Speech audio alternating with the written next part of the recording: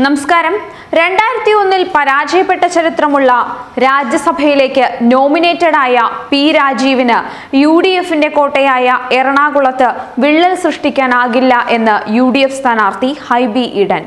Professor KV തോമസിന്റെ അനുഭവ സമ്പത്തുകൾ ഈ തെരഞ്ഞെടുപ്പിൽ വിനിയോഗിക്കുമെന്നും അദ്ദേഹത്തിന്റെ പൂർണ്ണമായ പിന്തുണ തനിക്കുണ്ടാകുമെന്നും ഹൈബി പ്രതികരിച്ചു.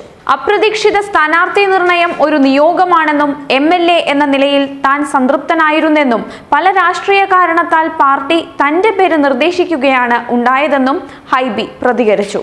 ശബരിമലയിൽ വിശ്വാസികളുടെ വോട്ട് നേടാൻ കഴിയുമെന്നും അദ്ദേഹം ആത്മവിശ്വാസത്തോടുകൂടി തന്നെ പറഞ്ഞു. മറുനാടൻ പ്രതിനിധി പീയൂഷിന് ഹൈബി ഈഡൻ അനുവദിച്ച പ്രത്യേക അഭിമുഖത്തിലേക്ക്. ഐക്യജനാധിപത്യ മുന്നണിയുടെ ഒരു വലിയ ശക്തി കേന്ദ്രമാണ് എറണാകുളം. അത്യപൂർവമായാണ് ഈ മണ്ഡലം UDFന് നഷ്ടപ്പെട്ടിട്ടുള്ളത്. അപ്പോൾ വളരെ പോസിറ്റീവായിട്ടുള്ള റെസ്പോൺസാണ് കാൻഡിഡേറ്റ്ഷിപ്പ് ഫിക്സ് ചെയ്തതിന് ശേഷം വന്നിട്ടുള്ളത്. പ്രവർത്തകരുടെ ഇടയിൽ ഒരു വലിയ ആവേശമുണ്ടായിട്ടുണ്ട്. സ്ഥാനാർത്ഥി നിർണയം വൈകിയതിൻ്റെ ചില അപാകതകളുണ്ടായിരുന്നു. പക്ഷെ അതെല്ലാം പരിഹരിച്ച് പ്രത്യേകിച്ച് പ്രൊഫസർ KV തോമസ് മാസ്റ്റർ തുടങ്ങി വെച്ച വികസന പദ്ധതികൾ പൂർത്തീകരിക്കാൻ അദ്ദേഹം വളരെ വെറ്ററനായിട്ടുള്ളൊരു പാർലമെൻ്ററി രംഗത്ത് വളരെ പരിചയസമ്പന്നതയുള്ളൊരു നേതാവാണ്. അദ്ദേഹത്തിൻ്റെ എല്ലാ എക്സ്പീരിയൻസും ഈ തെരഞ്ഞെടുപ്പിൽ അദ്ദേഹം വിനിയോഗിക്കും, അദ്ദേഹം ഞങ്ങൾക്ക് വേണ്ടി വിനിയോഗിക്കുമെന്ന് തന്നെയാണ് ഞങ്ങൾ കരുതുന്നത്. അല്ല, ഞാൻ പറഞ്ഞല്ലോ, അതൊരു നിയോഗമായിരിക്കാം. ചിലപ്പോൾ ഞാനൊരിക്കലും മത്സരിക്കാൻ ആഗ്രഹിച്ച ഒരു തെരഞ്ഞെടുപ്പല്ല 2019 ലോക്സഭാ തെരഞ്ഞെടുപ്പ്. ഞാനൊരു MLA എന്നുള്ള രീതിയിൽ വളരെ സംതൃപ്തമായി എൻ്റെ കോൺസ്റ്റിറ്റ്യുവൻസിയുമായി ബന്ധപ്പെട്ട പ്രവർത്തനങ്ങൾ മുന്നോട്ട് കൊണ്ടുപോയിട്ടുണ്ട്.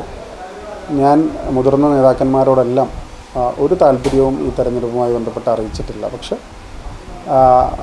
പല രാഷ്ട്രീയ കാരണങ്ങളാൽ എൻ്റെ പേര് പരിഗണിക്കുന്ന സാഹചര്യവും അഖിലേന്ത്യാ കോൺഗ്രസ് കമ്മിറ്റി നിർദ്ദേശിച്ചനുസരിച്ചാണ്, KPCC നിർദ്ദേശിച്ചനുസരിച്ചാണ് ഈ തെരഞ്ഞെടുപ്പിൽ മത്സരിക്കുന്നത്. അതുകൊണ്ട് അതൊരു ഇമ്പാക്റ്റ് ഉണ്ടാക്കും, അല്ലെങ്കിൽ അതിനൊരു യാതൊരു അടിസ്ഥാനവുമില്ലാത്ത കാര്യമാണ്.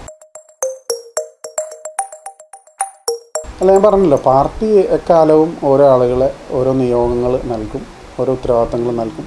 ഇത്തവണ എനിക്ക് പാർട്ടി ഒരു ഉത്തരവാദിത്വം നൽകി. ആ ഉത്തരവാദിത്വം ഒരു ജനപ്രതിനിധി എന്നുള്ള രീതിയിൽ എൻ്റെ കഴിവുകൾ തിരിച്ചറിഞ്ഞുകൊണ്ടാണ് നൽകിയെന്ന് വിശ്വസിക്കുന്ന ഒരാളാണ് ഞാൻ. അത് തുടർന്ന് അങ്ങോട്ട് ഉണ്ടാവും എന്നാണ് എൻ്റെ. ജനസമ്മതൻ, അദ്ദേഹം ഒരു നല്ല സുഹൃത്താണ്. ജനസമ്മതനാണോ എന്ന് ചോദിച്ചു കഴിഞ്ഞാൽ അദ്ദേഹം ഒരു തെരഞ്ഞെടുപ്പിൽ ഇതുവരെ വിജയിക്കാൻ സാധിച്ചിട്ടുണ്ടെന്ന് എനിക്ക് തോന്നുന്നില്ല. 2001 ശ്രീ MA ചന്ദ്രശേഖരനായി പരാജയപ്പെട്ടൊരു തെരഞ്ഞെടുപ്പ് ചരിത്രമാണ് അദ്ദേഹത്തിനുള്ളത്. പിന്നെ രാജ്യസഭയിൽ അദ്ദേഹം നോമിനേറ്റഡായി വന്നൊരു MP ആണ്. അപ്പോൾ അദ്ദേഹത്തെക്കാൾ എക്സ്പീരിയൻസ് ഉള്ള, അദ്ദേഹത്തെക്കാൾ ഒരുപാട് പക്വമതികളായിട്ടുള്ള ആളുകളെ ഇതിനു മുമ്പ് LDF അവതരിപ്പിച്ചിട്ടുണ്ട്, ഡോക്ടർ സെബാസ്റ്റ്യൻ പോളിനെ പോലുള്ള ആളുകളെ. പക്ഷെ അതൊരു UDFൻ്റെ കോട്ട അതിലൊരു വിള്ളൽ സൃഷ്ടിക്കാൻ കഴിയുമെന്ന് എനിക്ക് തോന്നുന്നില്ല. പറഞ്ഞല്ലോ, വിശ്വാസികളോട് വെല്ലുവിളി നടത്തിയതിന് വിശ്വാസികൾ തീർച്ചയായിട്ടും ഒരു മറുപടി ഈ തെരഞ്ഞെടുപ്പിൽ നൽകുമെന്ന് ഞാൻ കരുതുകയാണ്. എറണാകുളം കേരളത്തിലെ ഏറ്റവും വൈബ്രൻ്റ് ആയിട്ടുള്ളൊരു പൊളിറ്റിക്കൽ കോൺസ്റ്റിറ്റ്യുവൻസിയാണ്. രാഷ്ട്രീയം ചർച്ച ചെയ്യേണ്ട ഒരു തെരഞ്ഞെടുപ്പാണ്. തീർച്ചയായിട്ടും രാഷ്ട്രീയം തന്നെ ചർച്ച ചെയ്യപ്പെടണം. ഈ ഗവൺമെൻറ്റിനെ വിലയിരുത്തണം. അക്രമ രാഷ്ട്രീയം ചർച്ച ചെയ്യപ്പെടണം. പ്രളയാനന്തര പ്രവർത്തനങ്ങൾ വിലയിരുത്തണം. വിശ്വാസികളോടുള്ള വെല്ലുവിളികൾ എന്താണെന്ന് നമ്മൾ തിരിച്ചറിയണം.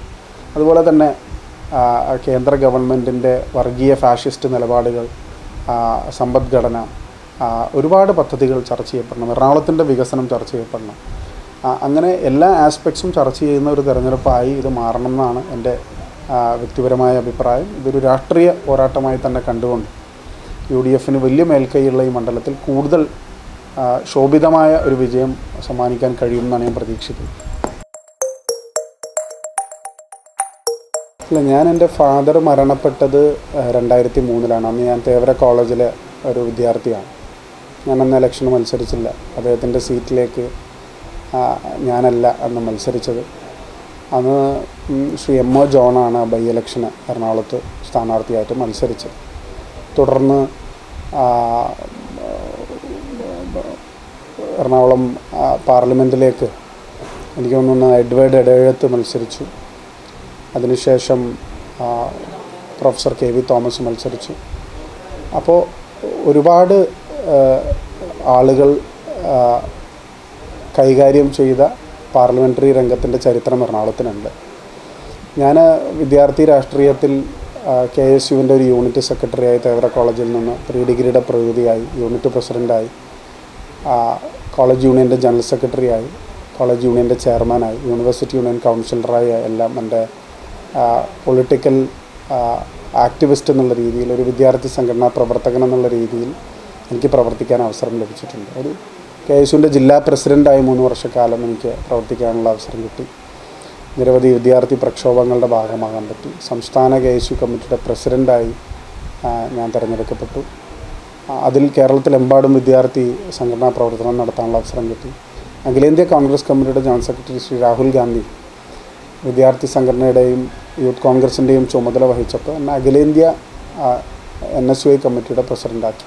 ഒരു വലിയൊരു എക്സ്പീരിയൻസ് വിദ്യാർത്ഥി രാഷ്ട്രീയ രംഗത്ത് എനിക്ക് പ്രവർത്തിക്കാനുള്ള അവസരം ലഭിച്ചു. അതെല്ലാം ഈ പാർട്ടി നൽകിയ വലിയ അംഗീകാരങ്ങളാണെന്ന് കരുതുന്ന ഒരാളാണ് ഞാൻ. പാർലമെൻ്ററി രംഗത്ത് ഞാൻ കടന്നു വന്നത് 2011-ലാണ്. അപ്പോൾ ഒരു ദീർഘകാലം വിദ്യാർത്ഥി രാഷ്ട്രീയ രംഗത്ത് എല്ലാ തലങ്ങളിലും ഒരു സ്റ്റുഡൻ്റ് ആക്ടിവിസ്റ്റിന് കിട്ടാവുന്ന ഏറ്റവും വലിയ അംഗീകാരം അഖിലേന്ത്യാ പ്രസിഡൻഷിപ്പ് എന്ന പദവിയാണ്. അത് എൻ്റെ ജീവിതത്തെ സംബന്ധിച്ച് ഒരു പാർലമെൻ്ററി എക്സ്പീരിയൻസിനും തരാത്ത ഒരനുഭവമാണ്. ഇന്ത്യയിലെമ്പാടും നക്സൽ ബാധിത പ്രദേശങ്ങളിൽ, ട്രൈബൽ മേഖലയിലെല്ലാം പ്രവർത്തിക്കാനുള്ള ഒരവസരം ഒരു നാഷണൽ പ്രസിഡൻ്റ് എന്നുള്ള രീതിയിൽ കിട്ടി. ഈ സംഘടനയുടെ ജനാധിപത്യവൽക്കരണം ഏറ്റവും താഴെത്തട്ടിൽ മുതൽ നടത്താൻ സാധിച്ചു. 2011-ലാണ് എനിക്ക് തീർച്ചയായിട്ടും എൻ്റെ പിതാവിൻ്റെ ഒരുപാട് ഗുഡ്വിൽ എനിക്ക് ആ തെരഞ്ഞെടുപ്പിൽ അംഗീകാരമായി ലഭിച്ചു. പക്ഷേ 2016 ഒരുപാട് വെല്ലുവിളികൾ നിറഞ്ഞ ഒരു ജനപ്രതിനിധി എന്നുള്ള രീതിയിൽ എന്നെ വിലയിരുത്തിയ ഒരു തെരഞ്ഞെടുപ്പാണ്. ഒരുപാട് ആരോപണ പ്രത്യാരോപണങ്ങളിൽ നിന്ന് കടന്നുപോയൊരു തെരഞ്ഞെടുപ്പാണ്. എറണാകുളത്തെ ഏറ്റവും കൂടുതൽ ഭൂരിപക്ഷത്തിൽ, ജില്ലയിലെ ഏറ്റവും വലിയ ഭൂരിപക്ഷത്തിൽ എനിക്ക് വിജയിക്കാൻ സാധിച്ചു. അപ്പോൾ ഇതെല്ലാം ജനങ്ങളുടെ മുമ്പിൽ തെളിയിക്കപ്പെട്ടിട്ടുള്ളതാണ്. ഒരിക്കലും ഒരു ഗുഡ്വില്ലിൻ്റെയോ ഹെറിറ്റേജിൻ്റെയോ പേരിൽ കുറേ നാളൊന്നും നിലനിൽക്കാൻ സാധിക്കില്ല. നമ്മുടെ പ്രവർത്തന മേഖല കൂടി ജനങ്ങൾ ശ്രദ്ധിച്ചിട്ട് മാത്രം വോട്ട് ചെയ്യുന്ന ഒരു കാലഘട്ടത്തിലാണ് നമ്മൾ ജീവിക്കുന്നത്.